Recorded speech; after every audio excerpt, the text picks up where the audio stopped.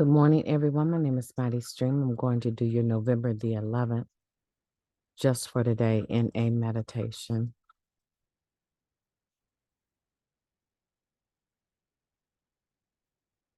From surrender to acceptance. We surrender quietly and let the God of our understanding take care of us. That comes from the basic text, page 26. Surrender and acceptance are like infatuation and love. Infatuation begins when we encounter someone special. Infatuation requires nothing but the acknowledgement of the object of our infatuation. For infatuation to become love, however, requires a great deal of effort. That initial connection must be slowly, patiently nurtured into a lasting, durable bond. It's the same with surrender and acceptance. We surrender when we acknowledge our powerlessness. Slowly, we come to believe that a power greater than ourselves can give us the care we need. Surrender turns to acceptance when we let this power into our lives. We examine ourselves and let our God see us as we are. Having allowed the God of our understanding access to the depths of ourselves, we accept more of God's care. We ask this power to relieve us of our shortcomings and help us amend the wrongs we've done. Then we embark on a new way of life, improving our conscious contact and accepting our higher powers' continuing care, guidance, and strength. Surrender, like infatuation, can be the beginning of a lifelong relationship. To turn surrender into acceptance, however, we must let the God of our understanding take care of us each day. Just for today, my recovery is more than infatuation.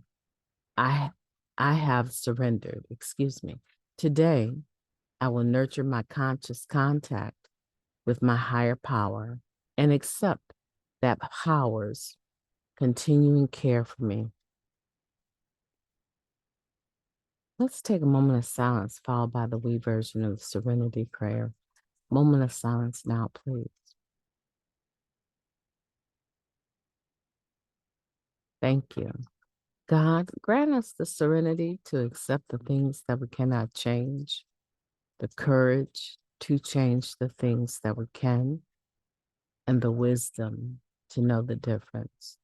Just for today, please and thank you. From surrender to acceptance. I like the discussion, infatuation versus love, right? I think the majority of us have been infatuated. Infatuated is that initial response to someone, and then we become interested enough to engage them and start learning more about them. A lot of times somewhere down the road and getting in that process, because it does take time to form a bond with someone that is long lasting. Generally, what happens for us is that somewhere in that process, we become either infatuated with someone else, or we decide that what it's going to take to develop it into love is not worth the effort, right? That happens a lot for us. Now, some people actually are infatuated and confuse that with being in love, and they end up in relationships that, based on the behavior, it becomes apparent that love is not like the driving force of that relationship. A lot of times those relationships don't last. Sometimes they last far beyond the expiration date. But generally, you can tell by the way a person is behaving whether or not they've come away from the infatuation and moved into love, or if they misunderstood the infatuation and now they're in a relationship that they can barely get out of because they misunderstood that. So I think the common term that we use around here would be lust versus love, right? Okay. So we're familiar with that more.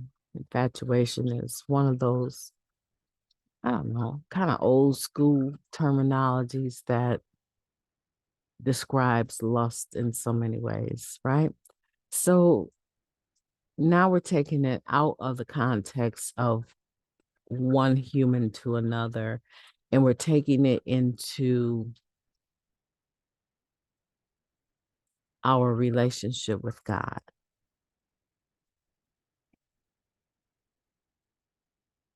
I personally am at the stage where I let my relationship with God determine how I interact with other people, right? Are there different ways to behave with other people based on my relationship with God? Absolutely, right?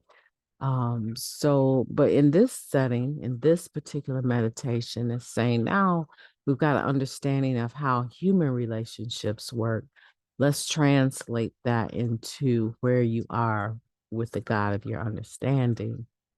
And that it takes a process to move out of the initial stages of engagement with God and moving into now this is a loving and caring relationship that I'm in with God.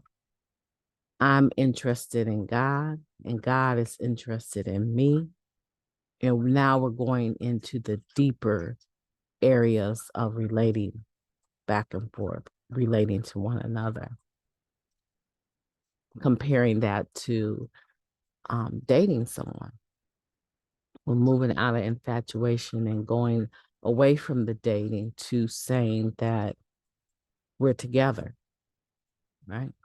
And from together, sometimes we move into we're married, and now we have children, right? And now we're growing old together.